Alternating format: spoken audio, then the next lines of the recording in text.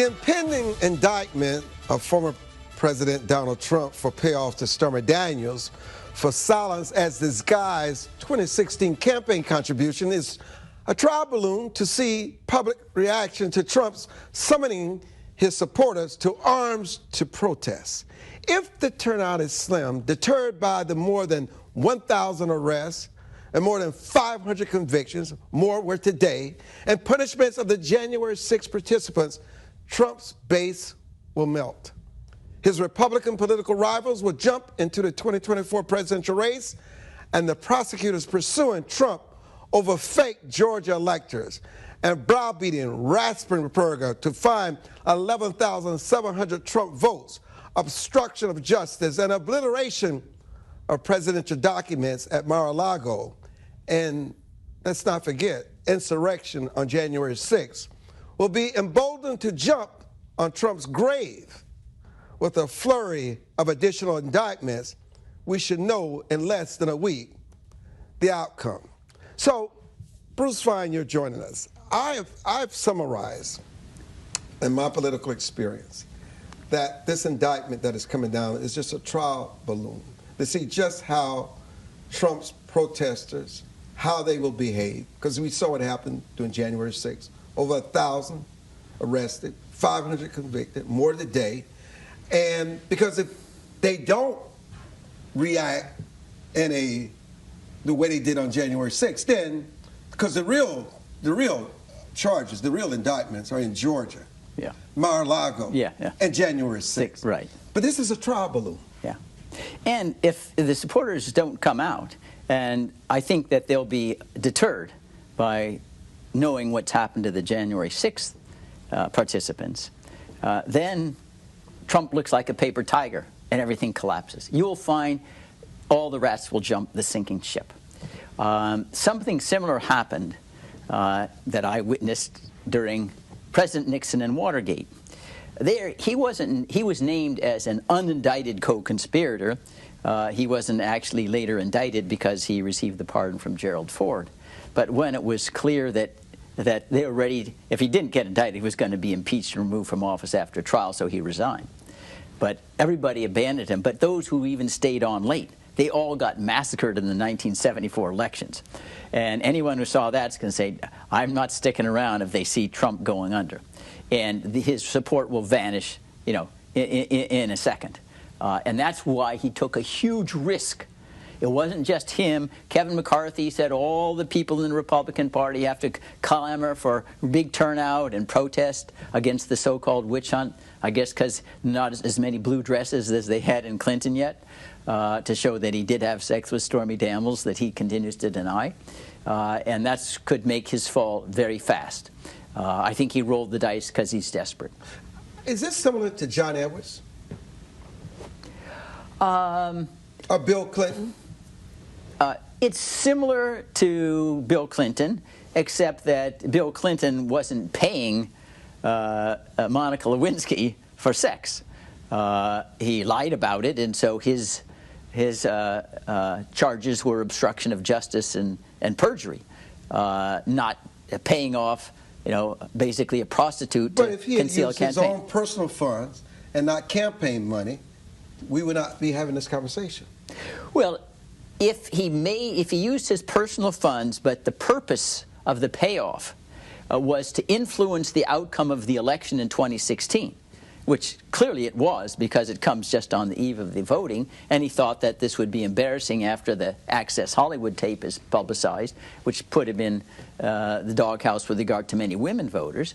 He then would have to report the payment as a campaign contribution. So that still would be illegal if he didn't do that and just said, well, so what? What do you say to the critics who talk about Hunter Biden's laptop and the Biden criminal enterprise that has been clearly divulged? In fact, there is a report on CNN today that they were paid millions of dollars. Hunter Biden was paid millions of dollars. In fact, paid millions of dollars. This is CNN. And what about the Steele dossier that Hillary Clinton funded?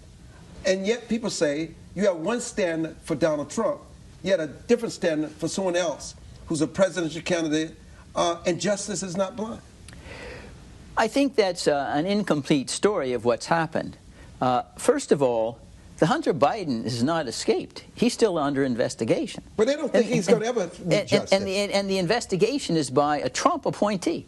Remember, the Hunter Biden investigation began when Trump was president. The Attorney General has not replaced that prosecutor. So, I mean, he may go forward. I look to me like there's a lot of suspicious things about Hunter Biden, including his character. He doesn't seem to be able to have, any control over his lusts and hormonal gratifications.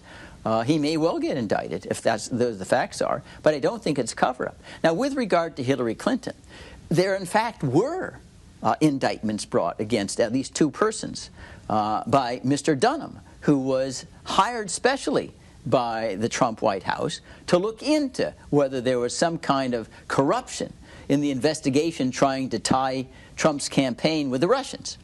That was Mr. Durham. He brought two indictments and there were acquittals. So it didn't just go away, but that's how the system works. The system isn't perfect. Sometimes you get exonerations when the jury reaches a verdict that you think is different, but the process is not uneven-handed on that score. I think it's too early to say that Hunter Biden is going to get a bye for something that Trump didn't until the investigation concludes, and Hunter Biden is in no way, out of the target zone. What about all the members of the intelligence community that signed the document, knowing it was a lie, that Hunter Biden's laptop was propaganda? Well, these were people who were not working in the government. They said that they couldn't confirm. No, they said it was propaganda. Well, John Brennan was absolutely. But John Brennan wasn't making that statement in his capacity as the head of the CIA. But he made the statement. Right. But that, for good or for ill, when you're a private citizen, you can make statements that are lies. And if you think they're wrong and you've been defamed, you can sue. But it's not a crime.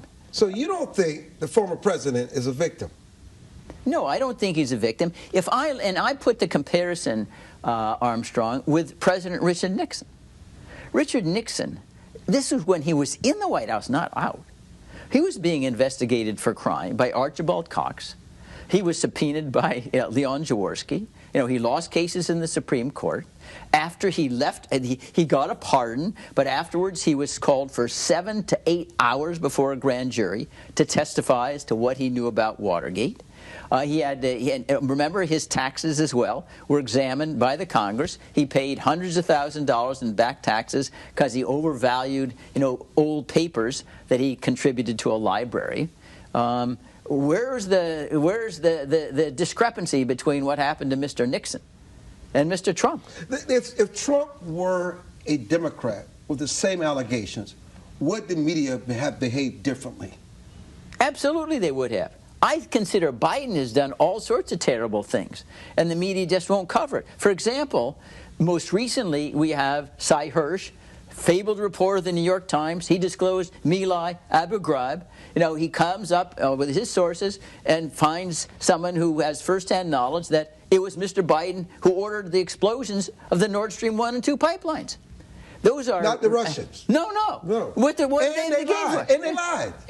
Yeah. And he lies about it, even though just before Russia attacked Ukraine, President Biden made a statement in the White House press office. Categorically, if Russia attacks Ukraine, Nord Stream pipeline is going to be blown up. I know how to do it, but I'm not going to tell you how. And then after the pipeline was blown up, his Secretary of State said, this is wonderful for the United States. It's a great strategic advance because now Putin has no more leverage over our European partners. And that statement is echoed by Victoria Nuland, Undersecretary. So who benefits? That's the starting point of any investigation. Cui bono? Well, the Biden administration says this is wonderful for us that they got blown up. And yet, the mainstream press, will they cover the story? No. They bury it and say, oh, well, somebody thinks that it was a rogue Ukrainian group who did this on their own. Amateurs could go into the Baltic Sea and blow up these pipelines, which is on the face absurd, since our intelligence agencies like the NSA, we know everything that moves in the world. Walk us through what happened. Was Trump notified what was going to happen, that he would be indicted, and he decided to take to the microphones to tell his constituency and tell America, I'm going to be indicted, protest. Just walk us through that process. Well, I don't think we have a complete picture, Armstrong. The way it would typically work, you know, if it was in ordinary course, is that the prosecutor here, which is the district attorney in Manhattan, would talk to Trump's lawyers. You don't talk to the accused directly. He has lawyers, and they'd say, "We're going to do it from his lawyers." Yeah, well, no, Trump doesn't say he got it from his lawyers. His lawyers have said no, that they haven't been told. Interesting. So apparently the word got leaked out or something, and moreover, it may have been inaccurate. You remember, Mr. Trump said he's going to be arrested on Tuesday. Well, today's Monday. It may not be Tuesday. So it may be he had suspicions, and he thought he wanted to try to jump the gun and see whether he could intimidate the district attorney from going forward by suggesting, well, he's going to have a huge turnout, be violence in the street, and this was his last desperate effort. That's what he wants. Yeah, because that's what he thinks. That's his defense. Do you think he wants violence in the streets? I think he wants anything that will get him off is what he wants. I don't think he specifically wants violence or not. But remember, on January 6th, when he could see the violence on television at the Capitol, he didn't lift a finger to try to quell it. Not one. It was Mike Pence who called the law enforcement in to stop them. But I don't think if the Americans were watching or continue to watch what happened to the people in the Capitol on January 6th who lost their families, they're in financial ruin, lost their way of life. I mean, so much destroyed. I don't think they'd want to follow that path whether Trump encourages them to protest. And also, the left is very cunning and manipulative. They can also plant people, if he's indicted, the protest and the riot, and blame it on MAGA supporters. This is very scary time. Yeah, it is scary time. You got false flags on all sides. Yeah. There's no doubt that that's a possibility. But but your question was not whether there would be violence, whether Trump would want it or would accept it. I think that given the desperation and what we saw on January 6th was he was willing to accept the violence because he's the president of the United States. He has authority over all law enforcement, D.C., the military. He didn't lift a finger, and he could see what was going on. People's lives were ruined, too, on the protest side. But remember, 140 Capitol Police were injured. Some of them died afterwards. You know, there was a lot of wreckage. Over $2 million worth of property was destroyed. Do you believe on these charges of hush money to Stormy Daniels that we should weaponize the political process with the former president and indict him? Well, it's a question of whether – I don't believe we should ever weaponize the process. Mr. Trump right now is a presumption of innocence. He's not even been formally accused by a grand jury yet. As far as we know, we haven't voted. But people were making the same argument, Armstrong, with regard to Richard Nixon. Hey, you're politicizing the process. You know, why are you going after him? Well, you went after him because he committed crimes, obstruction of justice. He was ordering his aide to say they couldn't remember when they could remember. Remember the 18-and-a-half-minute gap on one of the White House tapes? I don't think you're politicizing. If anything, I think the pardon was politicizing justice. Mr. Trump is entitled to all of the benefits of presumption, impartial jury, impartial judge, right to appeal, right to cross-examine his accusers, proof beyond a reasonable doubt. The burden is on the prosecutor. Our system builds in protections against people who are wrongly accused. And Mr. Trump is entitled to all of those.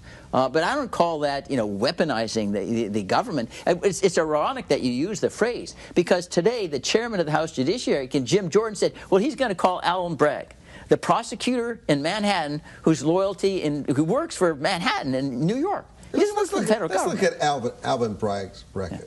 He doesn't prosecute prostitution. He doesn't believe that there should be long incarceration. He doesn't prosecute if you jump it over the fare at the subway. He doesn't prosecute that. He doesn't prosecute petty crimes. And yet, in his dictionary of what he would not prosecute, Trump falls under that definition.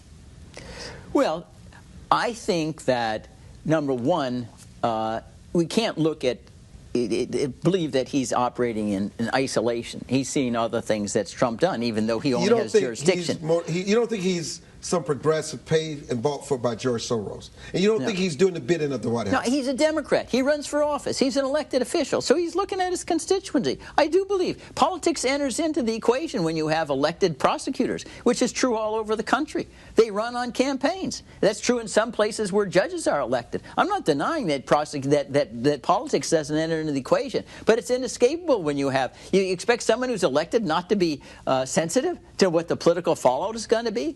Now, the other crimes that you mentioned, that's inherent in prosecutorial discretion. But to be candid, sure, I believe that if the same prosecutor was in Idaho or in Wyoming, there's no way he would say, no, this is not important enough for me to look at. You believe Trump will be indicted?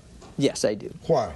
Because it's customary, very seldom varies, that before you indict somebody, you invite the target to come testify to the grand jury. Last opportunity to try to exculpate yourself. They did that to Trump, and he decided he didn't want to do it. But that's the last step before an indictment comes. And that's a signal that now the vote will occur before the grand jury. Now, there was a final witness, an aide to Michael Cohen, the former lawyer for Mr. Trump. We don't know what he said. They're supposed to be testified today. It could affect a grand jury vote. But until the grand jury votes, Mr. Trump is not accused of anything. There's a presumption of innocence even after they would vote to indict. So you're just asking me, based upon how the criminal justice process customarily works, the indictment is imminent. Former prosecutor and member of Congress Trey Gowdy said this weekend that this is beginning the destruction of the prosecutorial process, and these witch hunts will change and destroy America in the end. There have been prosecutions like this forever. Let me recount Robert Jackson. This is the Attorney General in 1940, and he later was appointed to the U.S. Supreme Court.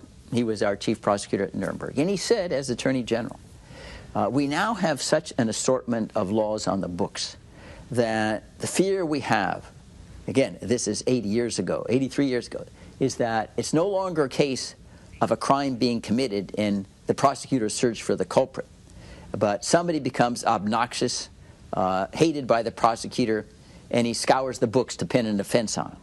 He says that's the danger. The prosecutorial discretion is so broad. And that's unfortunately been true for 80-some years. A friend of mine, Harvey Silverglade, he wrote a book called 3 Felonies a Day. He defended, Michael Milliken's brother. And he said that Michael Milliken, that he pled guilty because that's the only way the brother otherwise was going to be indicted and sent to prison for many, many years. There's so many technical rules on the books that if you want to look hard enough, the prosecutor can go after anybody. So it inherently makes it. But that's been true long before Trey Gowdy spoke, and it'll be true after he speaks. Well, we'll see. Our sources tell us that the former president will be indicted.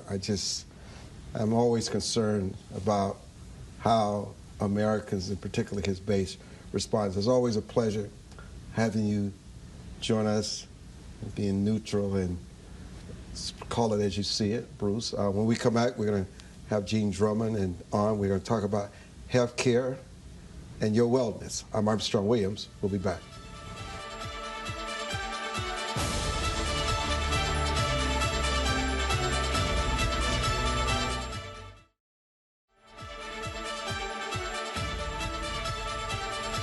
Gene C. Drummond is president and founder of HCD International. She's in studio, and Tran is executive director of the Vietnamese American Services. She joins us via Skype. Dr. Cristina Beanto, professor, University of New Mexico School of Medicine, and Dr. Barbara Hutchinson, cardiologist, joins us. Let me start with you about the attitudes towards health care, the changing of health, particularly since the pandemic and COVID-19, and what Americans must do in order to adjust their attitudes and their practices. Yeah, absolutely. So very well, first of all, thank you so much. I appreciate the opportunity of being able to, just really focus on, this is Women's Health Month, right? This is Women's Month, and so we want to focus on women's health and talking about, heart disease and women. And so when you ask, what is the current environment, right? it's like enormous. Why do I say that? Because certainly post-COVID, well, coming after COVID, COVID just really unveils so many disparities, right? So many just inequities, especially between racial and minority, racial and ethnic populations. And at the midst of it, I kind of feel like the woman is right in the center of that, right? We're caring for the family, we're caring for our parents, we're caring for our children, we're trying to work. We are just doing so many things. And so I think that, COVID has just really pulled the cover off and just really exposed the true challenges that we have. And so that's why I'm so excited to be able to have, this group of incredible, executives, professionals, physicians that are all about really promoting and trying to not only talk about health disease and the statistics around it, but also to give some real tips that women and families can go and begin to share with their families and hopefully create generational health. We talk about generational wealth, but let's talk about generational health, because when you're healthy, you can move forward to a wealthier place. So, Dr. Hutchinson, let me go to you. There's just been so many concerns about people and their hearts and their heart conditions. We watch anchors just pass out on TV. People just drop dead. Is this related to COVID? Is there something else that's going on in the environment that people are unaware of, and there's certain things they need to do, take certain precautions to address it? Thank you. Thanks for having me, by the way. And I think what happened is that in our community now, people may not be, believe it or not, although we know that heart disease is the #1 cause of death in the United States, you'd be surprised to know how many people still don't know that. And so they're not aware of all the risk factors that can lead to things like you mentioned, sudden death, and all the other health issues, the high blood pressure, the stroke, the heart attack. So what is it that people need to do differently or need to do more of, Dr. Hutchinson? Well, I think the first thing people need to do is, like I always say, they need to know their numbers. And to know your numbers, you have to first go to a provider that can give you these numbers. So it's important for people to get checked regularly. Go to the doctor to find out what's their blood pressure, what's your blood sugar, what's your cholesterol, what's your weight, are you in line with where it should be or where it shouldn't be, and also know a little bit about your family history. Like I always say, around Thanksgiving time when families get together, put aside some time to actually talk about some of the health issues in the family, because I think so much in the African American community, we tend to keep our diseases to ourselves. It's a secret, and I think it's important for others to know. Let me go to Dr. Tran. What is it that disadvantaged communities need to understand to make sure they do their regular checkup when things seem out of place? There's this fear of doctors, there's this fear of hospitals, and then you have all this fallout from the COVID-19 where people are become even more paranoid. What do you do? How do you encourage these disadvantaged communities to regularly get checkups, and why this is so important?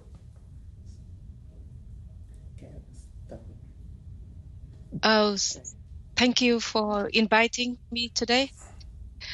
For the Asian community, I think to encourage them to seek doctor, we need to reduce the stigma around mental health, because a lot of them have a disease, but they feel like if they have a stress that can lead to heart disease risk, but they didn't want to treat the stress first.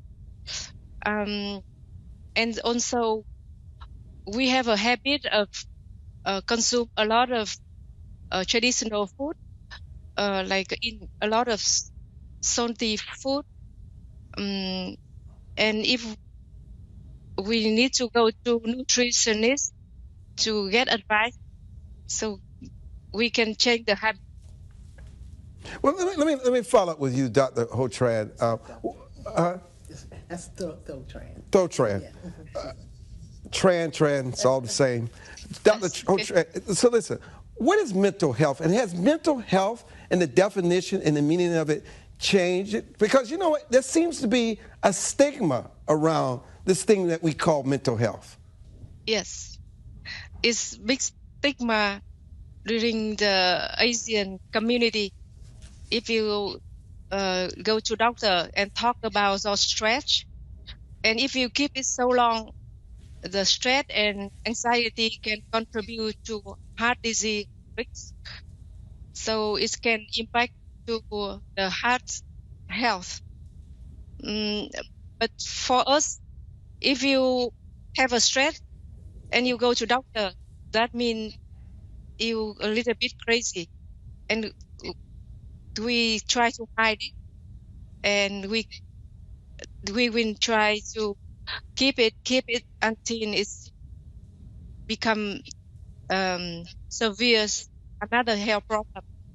You know, Dr. Beanto, it seems like no matter what your illness, no matter what your challenge is, you're being in the field of medicine, a drug can cure it. There's a pill for everything, which it creates such an addiction where people rely less on themselves and rely more on the medicine, and it becomes an addiction. What do we do about people so while they may need this medicine for a period of time, how can we educate people to not make it an addiction? First of all, thank you for having me on your show.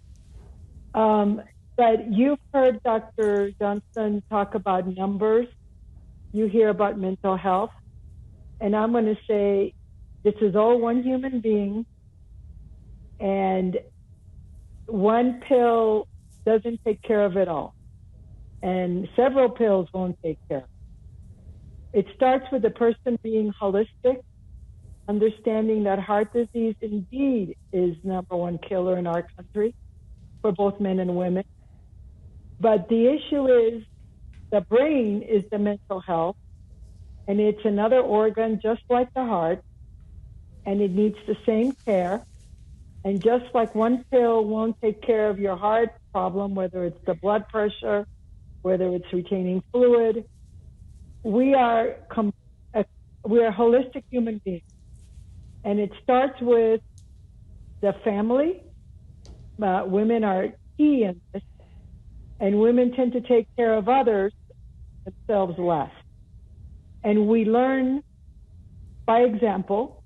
And so when we see the women in our families not taking care of themselves, somehow that's imprinted, and we're not doing a good job of continuing health care throughout our family. In our minority community, there are incredible disparities. And it starts with basic things, from the foods we're eating, because of the availability of healthy food, to the way they're prepared, to the ability to educate with trusted community partners. And we're going to a big academic center. By the time you get to us, you have a lot of buildings. We treat things when they're too far ahead rather than the prevention side. And I would like to focus more on what Dr. Barbara said. What's your family history? How are we eating in our home? What are we doing to stay healthy? Are we walking? Are we going outside and letting our children play? This thing of playing games on the computer and phones, it's very unhealthy. And these phones are bringing in a lot of violent games that are affecting our children. And so it goes beyond heart. It goes beyond the basics of eating and healthy. And I'm going to stop to ask other questions for us. Well, I appreciate your assessment, particularly about the dangers of these phones, and it's such an addiction. People can't hardly go to the bathroom, afraid they're going to miss a text, they're going to miss a message, they're going to miss a call. I mean, it's just, the addiction is just, and it can't be unhealthy. I want to get into that more when we return on your health, your wealth and how to deal with stress, and also talk about diet or the heart issues. I'm Armstrong Williams. We'll be back.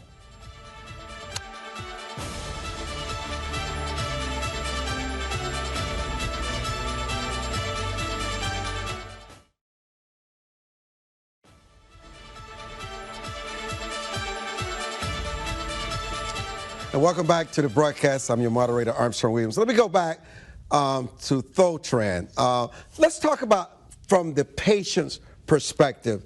Let's talk about that. Yes.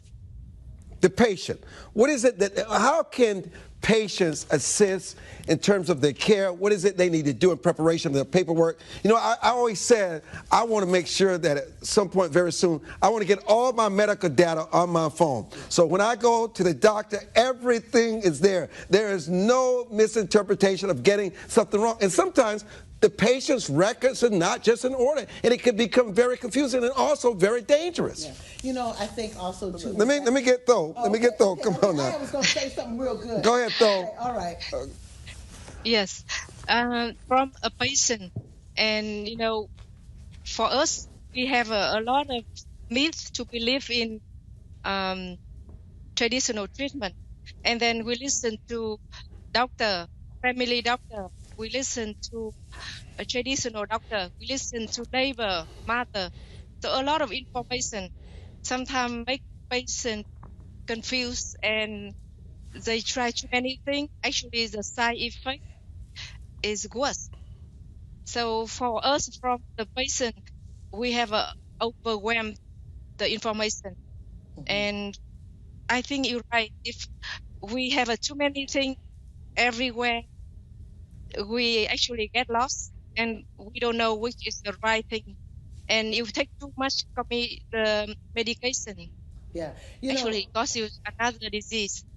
You know, Armstrong, I think this is excellent because the whole purpose, we really wanted to talk about the multicultural perspective here. And so she's largely representing a Vietnamese community, right? And she's saying, you know, it might not just be the doctor. It might be my grandmother. It might be the traditional medicine. So, Yes. you know, kind of thinking about everything on the phone, that might not be what her senior Asian Pacific Islander and particularly Vietnamese community might think. But let's listen to what Dr. Hutchinson might say about that same question. And I think it's interesting how you might get a different perspective. All right, Dr. Beanto and Dr. Hutchinson, let's go back to his question. But from a multicultural perspective, there may be a different, you know, thought process. What do you think? Either one of you. Sure. I think one point that he made that I think is very, very important is the fact that as a patient, you need to be an advocate for yourself. Excellent. I think too often when patients come to the doctor, they're in the mode, well, doctor, what can you do for me? But I think we have to switch that dialogue. Well, what can I do to help? Yes, doctor, you told me I have high blood pressure, I have diabetes, my cholesterol is high, and you have put me on some medication, but what can I do? And this is when, as a patient, the doctor would share, well, you need to exercise. If you lose weight, that could have an effect on your blood pressure, your blood sugar, and your cholesterol. So it's learning, what can I do to help? And like you said, I always say, when you get ready to go to the doctor, be prepared for that visit. You have questions for the doctor, just as the doctor has questions for you. And I think in the as you look in African-American communities, like Ms. Drummond said at the beginning, we have to start thinking about how we are causing generational health, because everyone does what they see. You know, like we talk about, you know, fried chicken. If that's all they're used to on a Sunday meal, that's what they're going to serve their families. And so having alternatives in terms of teaching our families how to prepare meal differently is also very helpful. You know, Dr. Beanto, you know, when you speak of holistic medicine can mean different things depending on who you are talking to. And holistic medicine may work for certain things, but it may not necessarily work for the heart. There are just some areas where you have to follow the strict instructions of the physicians and the medical community.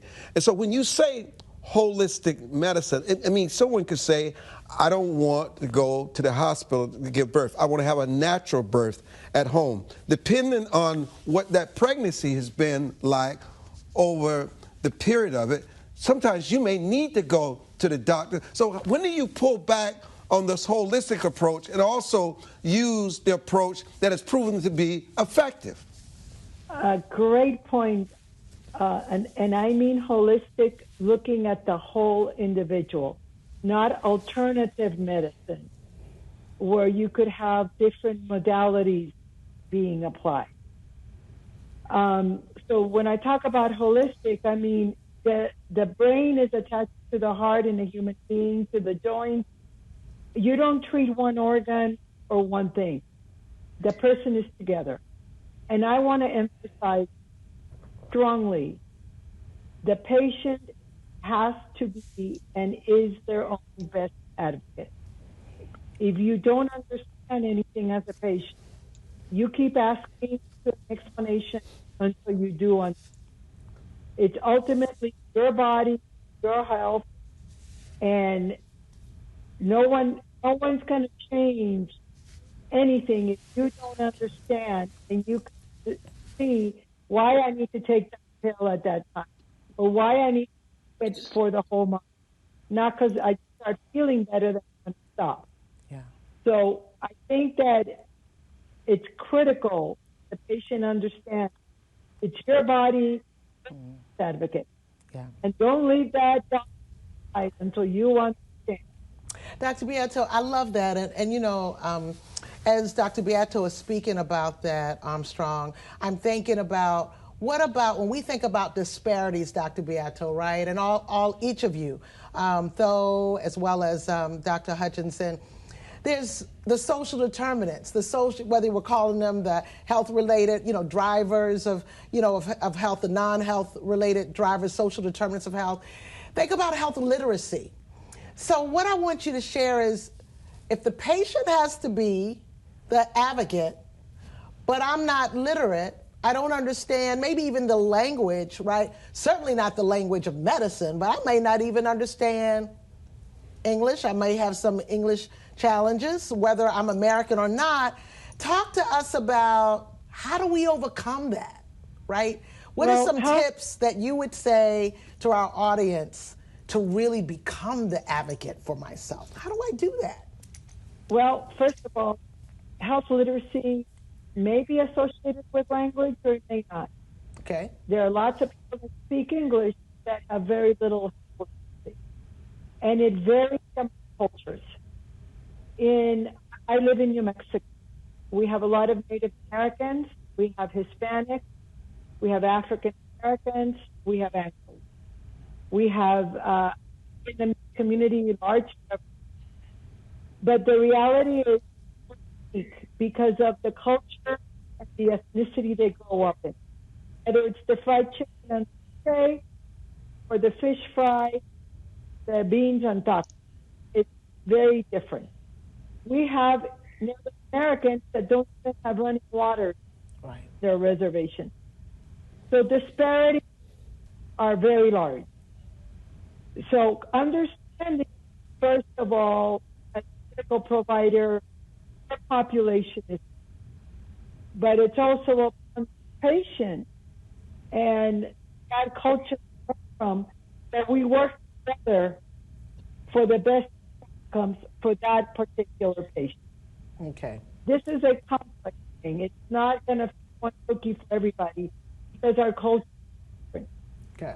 But what unites us is that we want the best health for all of our people. Yes.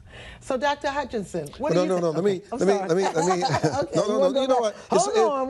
It's important that our listeners understand the medical terms. That this is the space that you're in. Yes. So I'm here to learn. It's more important that our listeners get and understand. So I'm glad you're injecting because I want to be more of a listener here. But all I want to do is just take a break and come back and have you guide this a little more to make sure we cover areas that are very important to people that are listening. So I'm Armstrong Williams, and we'll be back. Don't go away. Stay there.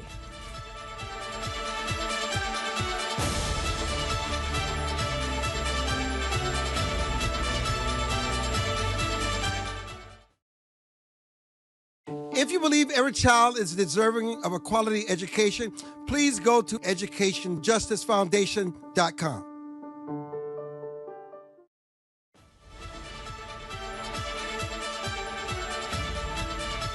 So, Dr. Hutchinson, do you believe that culture has a greater impact on one's health outcome than class?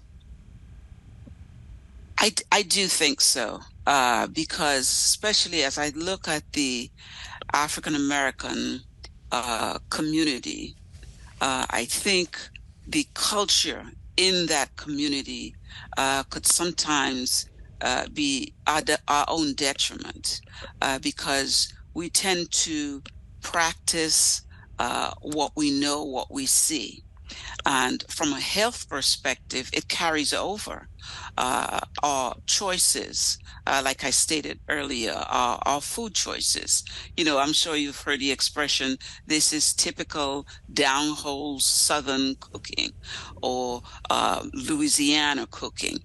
So it determines who we are to a sense. But do you think that people can do something early on to change the heart disease trajectory? Because sometimes people just break the culture cycle. They just say, this is not going to be my narrative. I absolutely agree with you. And now you're seeing more and more young people where they look and they say, oh, my grandfather had this, my mother had this. And they would say, I do not want to go down that road. Now, what can I do? And, you know, when you look at the statistics in African Americans, over those that are over 20 years old, they have more heart disease than you can imagine. And that includes the heart attack, the strokes, 20 years old and over. It's very dominant in the African American community. So to answer your question, I think we can make changes in our lifestyle that can change trajectory. Whether it's diabetes that may have been prominent, and you could say, well, there's diabetes and hypertension based on their food choices or their eating style, and you've decided to change that, change your eating style. No, one second, for Dr. Beanto, is there anything that people can do early on to change their challenges with cholesterol? Oh, absolutely. What you eat. And if you have a familial high cholesterol and high triglycerides, it's even more critical that your food choices are wise. And increasing your mobility. We're becoming a much more sedentary society, which is adding to the weight. It's increasing blood pressure because you're not moving. Example, drive to any grocery store and see how many people gun you down to get to the closest parking space to the door. It's like walking an extra 10 or 20 steps is too much. We don't walk around here. We don't go outside and play. We stay indoors. We sit by the tube or a computer. There's no mobility. And we're living longer, and so you're going to have problems with, like Dr. Johnson said, not just hypertension and diabetes, but your joints. We're going to have more problems with more people unable to move, and how are we going to care for that? And the obesity in this country is now being seen in children. We're seeing children with type 2 diabetes, which 20 years ago, that was an adult onset. Now it's called type 2 because we're seeing it in children. The genetics of the child has not, it's lifestyle. What they're eating, because they're not moving. Whether it's not exercise at school or after school, on weekends, there's no bike riding, no skating, there's no fun, there are no games, they're not rushing out. It's sitting in front of a tube or a computer or gaming. That's entertainment, no longer a game. So absolutely, you can change. Very good. Dr. Beanto, thank you so much for just bringing that up. I want to go back to Dr. Hutchinson for a second, because you were talking about how you can change that trajectory, and that's a part of your story, right? I mean, you were motivated to become a cardiologist, to go to medical school, that you just changed so many trajectories in your family. You saw your mother's side of the family, right? Is that right? Pretty healthy. And then you saw your dad's side of the family. So I want to ask you, you know, as we think about that, what are the symptoms? Like, you know, maybe you saw your dad's family have something. And I want to just kind of talk about how the usual symptom is not the usual symptom within women and all of our cultures. So let's talk about that. We want to make sure our audience leaves informed so that they know. That conversation that we had earlier today was so interactive. We just really enjoyed that. Please share some of that, each of you ladies. I think one of the things we talked about earlier, we talked about how women are often perceived, we talked about as drama queens, because we present with symptoms that are sometimes quite atypical. And so I shared the story of a lady that was on her way to have gallbladder surgery because of the symptoms she presented with, abdominal discomfort, whereas in fact she was actually having a heart attack. Right. And the point here is that women can present differently. They can have heart issues without chest pain. It may be just chronic fatigue. It may be shortness of breath. It may be neck discomfort. It may be abdominal discomfort. So I think it's important for even providers to take women seriously, because they do not always present the same way as men do. And so women listening, if you are going to the doctor complaining of a symptom that you have every time you walk, it may be neck pain, and they said, oh, it's just arthritis. Keep plugging away until you find someone that would listen to you and act on your symptoms. Good. So Dr. Beanto, can you just like numerate, like if you have the sharp pain, I mean, just give our audience about 3 or 4 symptoms that probably are a little unusual that you might think about. And I know you two had a patient. And then I want to come back and I want to make sure people can leave with some, this is what you want to do. And so we're going to come to you for that. Though. But go ahead, Dr. Beanto. I think, Dr. Hutchinson, you need to listen carefully. Women present differently. Even if you think you just have an upset stomach and you're more tired than usual, or you're having trouble with shortness of breath, and you've not felt like this before, pay attention to that. That's right. Because that's a warning. So it's not the typical male, oh, I have an 800-pound elephant sitting like that, and I'm sweating. So you may present like that. You may present just that came out of nowhere, and you start back up in your house, here it comes again. Pay attention. Pay attention to your body. Good. Dr. Beanto, speak to Hispanic women. And I want each of you to speak to... Let me remind you, you got a minute 30 left. I've got a minute 30 left. All right, I need each of you. I want to make sure that... I think we should go the whole Tran. Okay, all right. Because that's going to wrap it after whole Tran. All right. So what do you want the Asian Pacific Islander community to know about heart disease? For Asian women and for I want us to have a support group, and women should take example how to take care of yourself, and we should actively learn and manage your health before that things come to you is too late, because sometimes Asian women try to take care of the family and they forget about themselves.